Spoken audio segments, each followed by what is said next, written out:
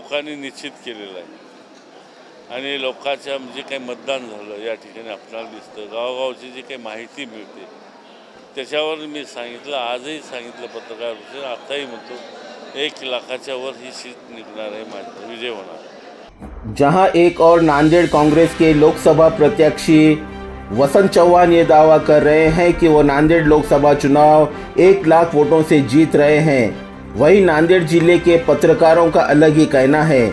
देखिए ये न्यूज। तुलनेमध्ये 5% खरंच मतदान रोडवलेलं आहे। याचा फटका कोणाला बसू शकतो असं आता तरी स्पष्ट सांगता येणार नाही, कारण कोणत्या भागातून किती मतदान झालं आहे याच्यावर देखील विजयाचे निकाल आपल्याला ठरवता येतील किंवा पाहता येतील। कारण वंचितचं मतदान आहे, मुस्लिमचं मतदान आहे आणि हिंदू बहुल भागातील मतदान आहे।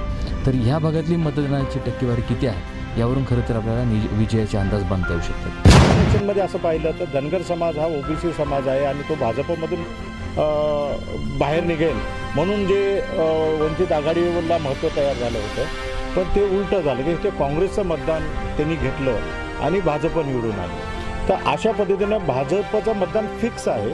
आता अशोकराव आल्यानंतर जो काही परिणाम होणार होता की त्यांना विरोध जरी झाला तर त्यांना मानणारा जो भाग आहे तो भाजपमध्ये जर पासंग म्हणून काम केला तर भाजपची सीट जातपात ह्याच्या पुढे जाऊन यावेळेस लोकांनी विकासाला प्राधान्यक्रम देऊन मतदान केलेलं आहे। त्यामुळे विकास जो कोणी करेल, जो कोणी पक्षाने विकास केला त्याला पाहून लोक सजगपणे मतदान केलेत असं मला अशोकराव चव्हाण भाजपात गेल्यामुळे भाजपाला फायदा झाला किंवा नाही हे 4 तारखेला स्पष्ट होईल। तुर्तास मात्र अशोकराव चव्हाण भारतीय जनता पार्टीत आल्यानंतर अशोकराव चव्हाणांना रोषाला सामोरे जावे लागलं।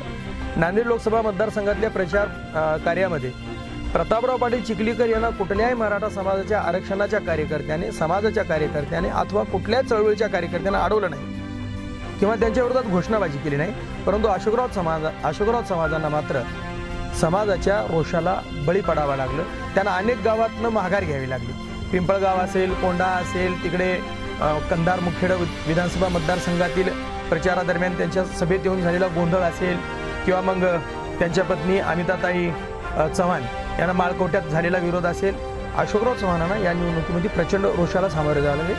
लोकांची नाराजी ही होती की अशोकराव चव्हाण भारतीय जनता पार्टीत गेले याचा राग कमी, परंतु ते न सांगता का गेले हा एक भाग त्याच्या मागचा पाठीमागं निश्चितपणे होता। अशोकराव चव्हाणांना मानणारा एक समाज वर्ग आहे तो भारतीय जनता पार्टीकडे निश्चितपणे वळला आहे, एवढं मात्र खरं। न्यूज़ देखने के लिए हमारे चैनल को लाइक और सब्सक्राइब कीजिए। हमसे संपर्क करने के लिए 9049032007 पर कॉल या व्हाट्सएप कर सकते हैं।